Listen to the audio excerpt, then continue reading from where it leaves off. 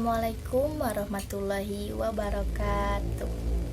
Alhamdulillahirabbil alamin wa bihi nasta'inu ala umuri dunya waddin.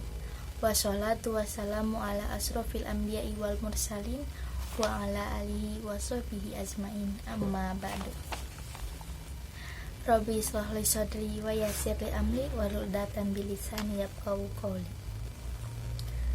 Baik, di sini perkenalkan, nama saya Widyati Permanasari. Saya dari kelas 4F Pendidikan Agama Islam. Di sini saya akan menjelaskan tentang kepemimpinan perempuan, hadis kepemimpinan perempuan. Di sini saya memenuhi UTS hadis Tarbawi. Di sini Islam telah memuliakan wanita, memberikan peran penting bagi kehidupan. Nah, sebagaimana perempuan dan laki-laki memiliki kedudukan yang sama. Yang paling takwa lah yang paling mulia di hadapan Allah Subhanahu wa taala. Nah, sementara sebagian perempuan Islam memberikan peran kepada perempuan sesuai kodratnya, yaitu sebagai istri, ibu generasi, dan pengatur rumah.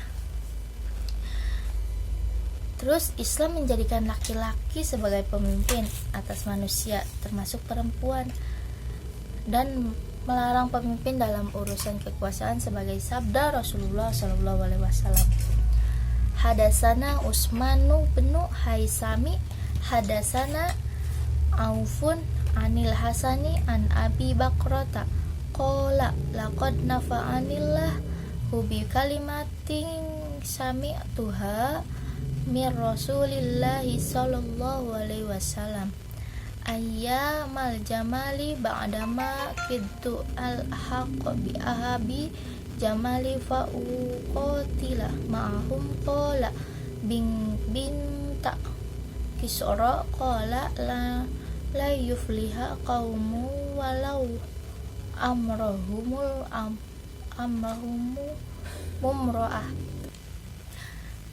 Artinya dari Utsman bin Haisam, dari Auf, dari Hasan, dari Abi Bakrah berkata, Allah memberikan manfaat kepadaku dengan sebuah kalimat yang kudengar dari Rasulullah SAW pada hari menjelang perang Jamal, setelah aku hampir membenarkan mereka Ashabul Jamal dan berperang bersama mereka. Ketika sampai kabar kepada Rasulullah SAW bahwa bangsa Persia mengangkat putri Kisra sebagai pemimpin, beliau bersabda, tidak akan beruntung suatu kaum yang menyerahkan urusan mereka kepada wanita. Hadis riwayat Al-Bukhari. Hadis ini diriwayatkan oleh Imam Al-Bukhari, salah satunya dalam Kitabul Fitan, bagian pembahasan tentang konflik atau fitnah. Selain diriwayatkan dalam Sahih Al-Bukhari, hadis ini juga diriwayatkan dalam Musnad Ahmad bin Hambal, Sunan At-Tirmizi, Musnad At-Tabrani, juga Sunan An-Nasai. Nah, Imam Al-Bukhari meriwayatkan hadis tersebut dari jalur Utsman bin Haisam yang bersambung sampai sahabat Abu Bakrah yang bernama asli Nafi bin Al-Haris. Nah, ada juga jalur periwayatan yang dimuat oleh Imam Ahmad bin Hambal dari Muhammad bin Al-Musanna. Untuk redaksi matan hadis seperti di atas mayoritas merujuk pada Abu Bakrah.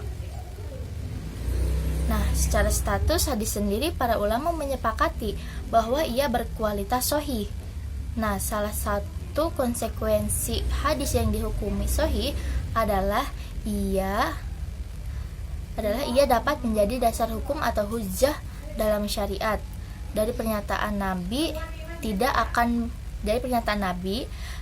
akan beruntung suatu kaum yang menyerahkan urusan mereka kepada wanita. Nah, inilah debat panjang soal kepemimpinan perempuan terjadi. Asbabul wurud atau sebab dituturkannya hadis tersebut oleh Abu Bakar adalah ketika konflik politik meruncing antara kubu Sayyidah Aisyah dan Sayyidah Ali bin Abi Thalib. Nah, yang menjadi pemicu perang Jamal pada tahun 36 Hijriah, posisi politik Abu Bakar sendiri disebutkan tidak berpihak pada kubu Sayyidah Aisyah dan mendasarkan sikapnya pada pernyataan Nabi di atas. Pada pensyarah hadis menjelaskan peristiwa apa yang menyebabkan Nabi berujar demikian. Al-Kisah, negeri Kisra salah satu bagian dari negeri-negeri Persia memiliki seorang raja yang terbunuh. Buah dari konflik internal kerajaan. Rupanya pembunuh sang raja adalah anak lelakinya sendiri. Nah, intrik demi intrik terjadi dalam kerajaan, dan singkat cerita itu diputuskan untuk mengangkat raja dari anak perempuan sang Kisra. Sayangnya, anak perempuan Kisra ini kurang sukses memimpin kerajaan.